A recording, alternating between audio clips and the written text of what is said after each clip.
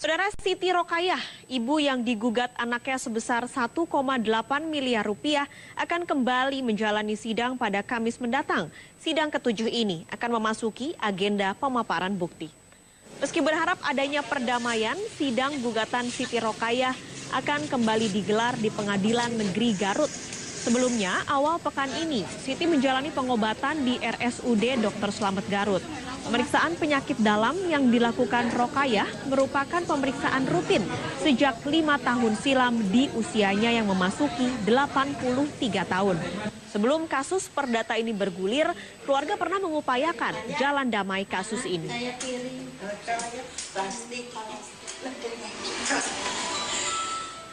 Kita akan bergabung dengan jurnalis Kompas TV Melissa Gilbert untuk informasi selengkapnya. Selamat malam Melissa, ini kasus yang cukup menarik perhatian warga karena ada hubungan antara ibu dan anak yang digugat. Nah, apakah tidak ada lagi upaya kekeluargaan untuk menyelesaikan masalah ini, Melissa?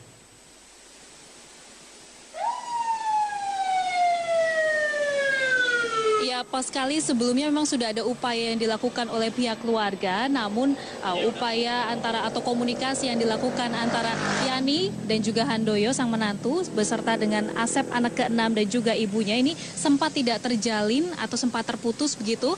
Dari pihak Yani dan juga Handoyo menyatakan kepada kami bahwa komunikasi ini terputus karena dari pihak kakak dan juga adik Yani yang mencoba memutus komunikasi tersebut. Dan sebenarnya kasus ini sudah bermula semenjak 16 tahun yang lalu, di mana ada hutang piutang di sana. Nah, hutang piutang ini terjadi karena anak ke-6 yang bernama Asep dan juga sang ibu Siti Rokayah ini mendirikan suatu usaha dodol begitu, dan usaha ini sudah cukup berkembang yakni di Sumatera dan juga di Kalimantan. Namun di tahun 2000 justru usaha dodol ini sempat mengalami bangkrut dan akhirnya mengakibatkan kredit macet, dan untuk bisa menutupi kredit macet tersebut akhirnya Asep dan juga sang ibu Siti Rokayah ini meminta bantuan anak lainnya yakni Yani. Yani ini adalah anak ke-9 di mana akhirnya Yani mau memberikan hutang atau pinjaman uang begitu sebesar Rp41.500.000 pada tahun 2001. Dan sebenarnya pada saat ada pertemuan antar mereka yakni keempat orang ini sudah ada perjanjian yang mereka buat, di mana ketika uang tersebut atau pinjaman tersebut sudah diberikan oleh pihak Yani dan juga Handoyo, diharapkan supaya sertifikat rumah atas nama Siti Rokayah bisa diberikan kepada Yani. Ini sebagai jaminan maksudnya. Dan ada informasi yang berkembang selanjutnya, komunikasi tadi tidak berjalan dengan baik antar mereka karena sudah tidak pernah dibicarakan lagi terkait utang piutang ini. Dan juga ada informasi bahwa rumah yang sertifikat rumahnya tadi seharusnya diberikan kepada Yani ini tidak diberikan juga kepada Yani dalam jangka waktu 16 tahun tersebut, dan pihak Yani menilai ini sebagai one prestasi atau tidak sesuai dengan perjanjian awal. Dan ini juga membuat akhirnya pada akhir tahun 2016 yang lalu, tepatnya di bulan Oktober, Yani dan juga Handoyo mereka berdua membawa surat pernyataan hutang piutang antar dua keluarga atau antar saudara ini, dan ketika mereka bertemu ini dijelaskan secara langsung dan diiyakan begitu oleh pihak Asep dan juga pihak sang ibunda. Dan akhirnya saudara, karena sampai saat ini juga belum ada titik temu, belum ada kedamaian yang bisa mereka capai, akhirnya pihak Handoyo dan juga pihak Yani mengajukan gugatan ini ke Pengadilan Negeri Garut, Jawa Barat. Dan berikut saudara cuplikan wawancara kami dengan Handoyo yang merupakan menantu dari Siti Rokayah. Di dalam sidang mediasi kita tidak menemukan titik temu. Alasan yang terkuat untuk menggagalkan mediasi yang kami sangkakan adalah dari pihak tergugat adalah bahwa menuduh bahwa kami melakukan one prestasi.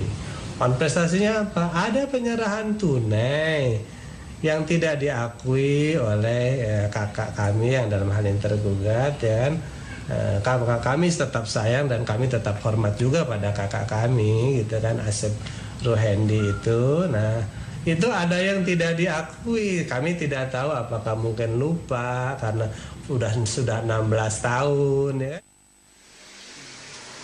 Gugatan yang diajukan oleh Yani dan juga Handoyo ini adalah 1,8 miliar rupiah. Dan saudara, hitungannya ini kami tanyakan kepada Handoyo, yakni 41.500.000 rupiah tersebut dikalikan 102%, dikalikan pangkat jumlah bulan selama 16 tahun. Dan 41.500.000 rupiah ini disetarakan dengan yang ada saat ini atau di tahun 2017 ini nilainya sekitar 600 juta rupiah dan ditambah kerugian imateri menjadi 1,2 miliar. Dan hasil penambahan tersebut adalah 1,8 miliar dimintakan atau diajukan gugatan ini ke Pengadilan Negeri Garut, Jawa Barat.